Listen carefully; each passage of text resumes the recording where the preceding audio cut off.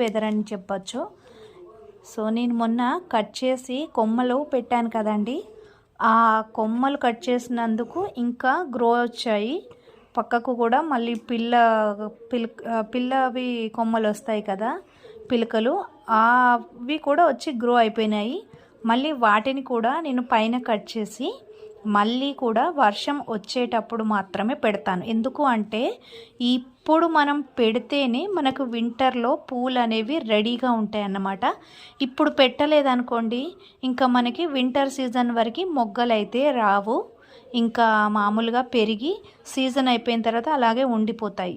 ఈ వర్షాకాలంలో అయితే ఇలా మొక్కలు కట్ చేసుకొని పైన కొమ్మలు కట్ చేసుకొని మనము ఒక మట్టిలో కనుక ఇలా గుచ్చినట్లయితే మనకు వింటర్లో కరెక్ట్గా మనకి చలి స్టార్ట్ అవుతుంది కదా, అప్పుడు మొగ్గలు అనేవి స్టార్ట్ అవుతాయి.